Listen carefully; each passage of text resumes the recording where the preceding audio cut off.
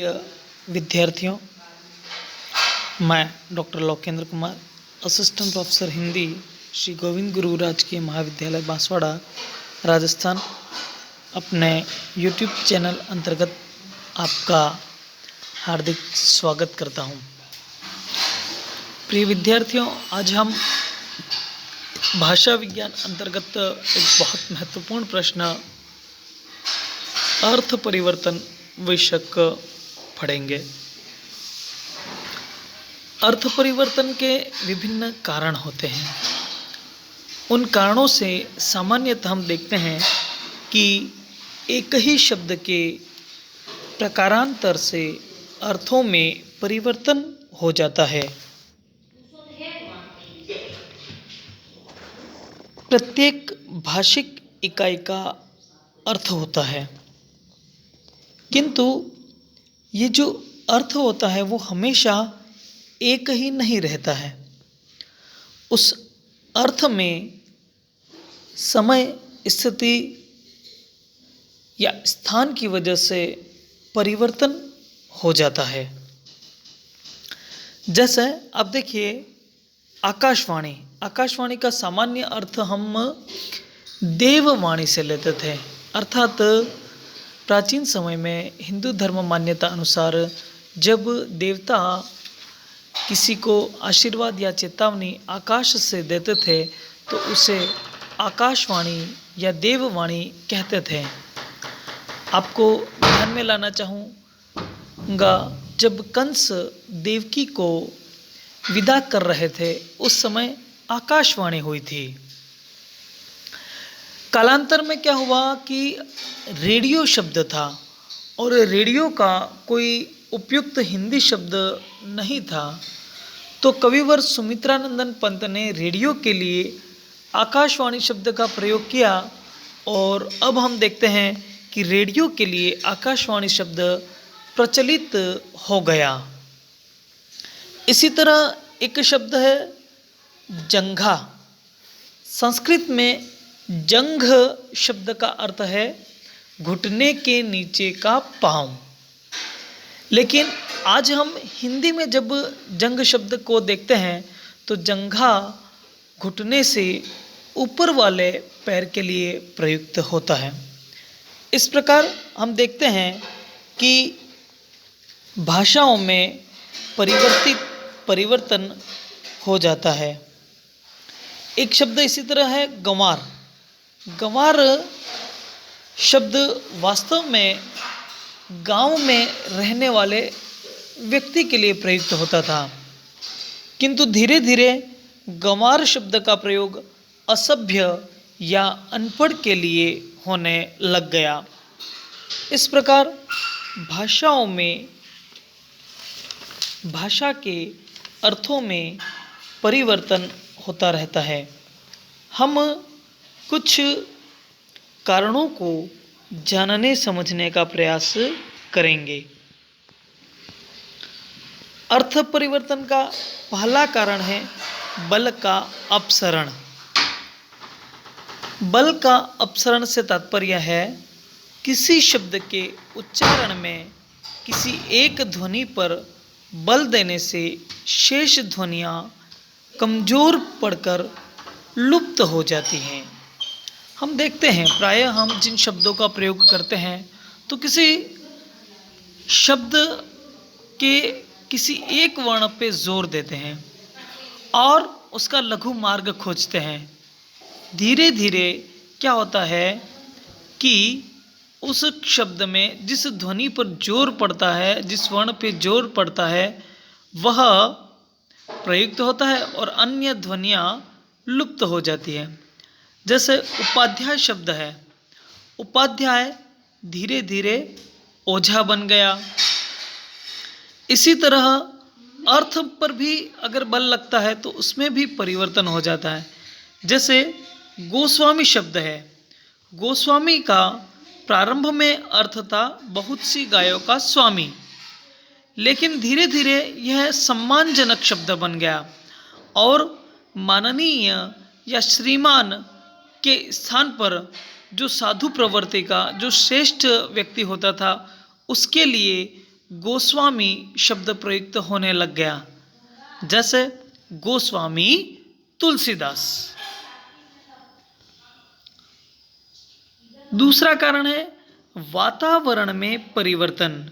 जी हाँ प्रिय विद्यार्थियों, वातावरण में भी भिन्नता होती है और इन भिन्न भिन्न वातावरणों के कारण शब्दों के अर्थ में परिवर्तन हो जाता है। हम देखते हैं भौगोलिक वातावरण। भौगोलिक वातावरण में प्रायः नदी, पेड़, पर्वत आदि के कारण अर्थों में परिवर्तन हो जाता है।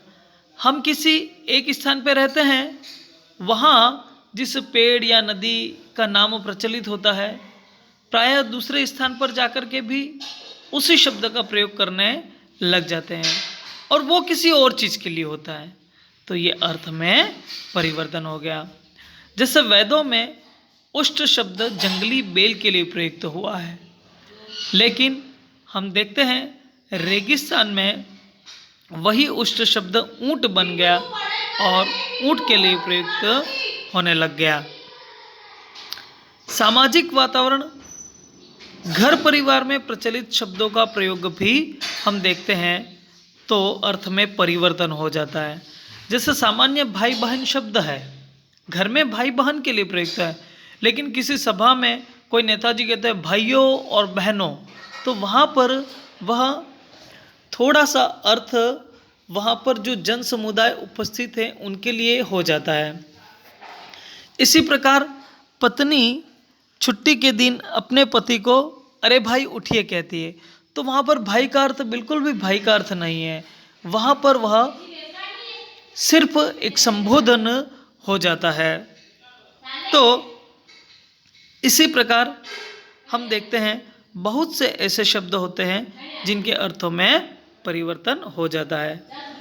प्रथा या प्रचलन के लिए भी विभिन्न शब्दों के अर्थों में परिवर्तन हो जाता है। हम देखते हैं प्रथाओं में प्रयुक्त शब्द प्रथा के समाप्त होने के बाद भी भिन्न अर्थ में प्रयुक्त होते रहते हैं। जैसे यजमान शब्द है, प्राचीन समय में यजमान का अर्थ होता था कि जो यज्ञ करने वाला होता था उसको कुछ न कुछ दिया जाता था, तो वह यजमान शब्द था। लेकिन धीरे धीरे यहाँ यज्ञ करने वाले के स्थान पर किसी भी व्यक्ति को जो भी सामने वाला व्यक्ति कुछ देता है तो वह उसके लिए यजमान हो गया। जैसे गांव में यदि कोई मांगने जाता है और सामने वाला देता है तो वह उसका यजमान हो गया। इसी प्रकार वर शब्द है, पहले यह स्वयंवर के साथ में प्रयुक्त हुआ, यानी स्वयं के द्वारा चुनना, वर का अर्थ चुनना था। लेकिन धीरे धीरे स्वयंवर की प्रथा तो समाप्त हो गई, परंतु वर का अर्थ जिस व्यक्ति से विवाह तय होता है वह हो गया। वर का अर्थ चुनना बिल्कुल भी नहीं रहा। नम्रता प्रदर्शन, नम्रता प्रदर्शन के लिए भी हम सुंदर शब्दों का प्रयोग करते हैं। नम्रता प्रदर्शन के लिए वास्तविक अर्थ से भिन्न अर्थ का प्रयोग हम करने लगते हैं।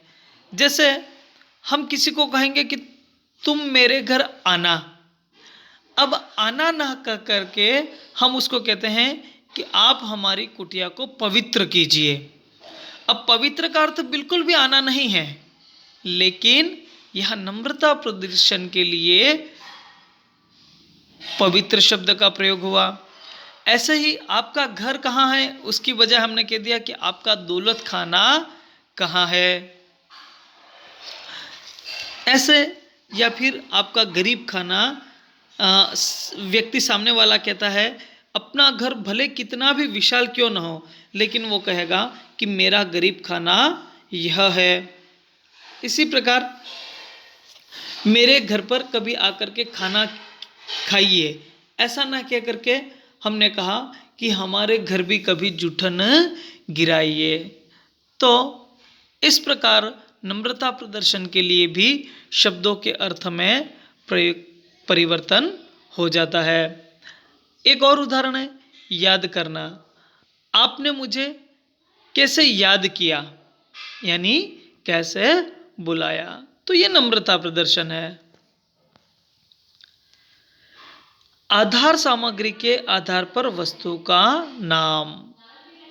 कई बार क्या होता है कि कोई नई वस्तु बनती है, लेकिन नई वस्तु का कोई उपयुक्त नाम नहीं होता है, तो वह वस्तु जिस चीज से बनी है, जिस पदार्थ से बनी है, उसी के आधार पर हम उसे पुकारने लग जाते हैं। जैसे शीशा। वास्तव में शीशा एक धातु है, लेकिन दर्पण को बनाने में शीशे का प्रयोग होता है, तो दर्पण को भी शीशा कहा जाने लगा। इसी प्रकार पंख के लिए लैटिन में पेना शब्द है। पेना शब्द का अर्थ विस्तार हो गया और धीरे धीरे हम कलम के लिए भी पेन शब्द का प्रयोग करने लग गए। उसी प्रकार ईरान में चमड़े पर लिखने को पोस्त कहते हैं। चमड़े को फारसी में पोस्त कहते हैं। धीरे धीरे पोस्त से पुस्तक शब्द हुआ और वह पुस्तक के लिए प्रयुक्त होने लग गया। तो इस प्रकार ये आधार सामग्री के आधार पर भी वस्तु के नाम रख दिए जाते हैं और अर्थ में परिवर्तन हो जाता है। शब्द का एक भाषा से दूसरी भाषा में जाना। जब कोई शब्द होता है और वह दूसरी भाषा में प्रयुक्त होने लगता है, तो दूसरी भाषा में उसका अर्थ संकुचित हो जाता है और वह उसी अर्थ में प्रयुक्त होने लग जाता है। जैसे अंग्रेजी का कोट शब्द। अब अंग्रेजी में कोट का अर्थ कोट, आवरण, तह, लेप आदि सभी हैं, किंतु जैसे ही यह शब्द हिंदी में आया तो कोट का अर्थ सिर्फ पहनने के लिए प्रयुक्त होने वाले कोट के अर्थ में हो गया। उसी प्रकार अंग्रेजी भाषा का पिन शब्द है। अंग्रेजी में पिन शब्द खूंटी के अर्थ में भी प्रयुक्त होता है, लेकिन हिंदी में आते ही पिन का मतलब आलपिन से हो गया। इस प्रकार अर्थ में परिवर्तन हुआ। जानबूझकर नए अर्थ में प्रयोग।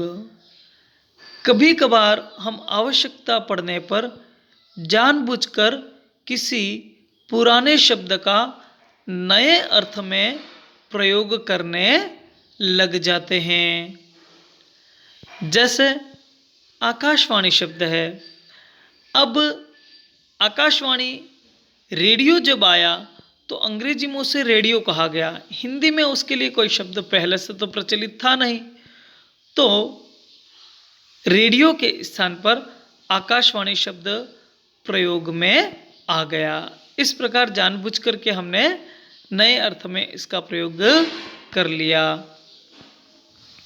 प्रिय विद्यार्थियों, ये अर्थ परिवर्तन के कुछ कारण हैं। यहाँ आज हमने अर्थ परिवर्तन के 6 कारण देखे हैं और इसके पश्चात आगामी कड़ी में हम और अर्थ परिवर्तन के कुछ कारणों को जानने का प्रयास करेंगे। तब तक के लिए धन्यवाद। यदि आपको और अर्थ परिवर्तन के कारण जानने हैं तो मेरे अगले वीडियो की प्रतीक्षा कीजिए। तब तक के लिए आप सभी को शुभकामनाएं। यदि आपको यह वीडियो पसंद आया है तो इसे लाइक, शेयर और सब्सक्राइब कीजिए। पुनश्च आप सभी का धन्यवाद।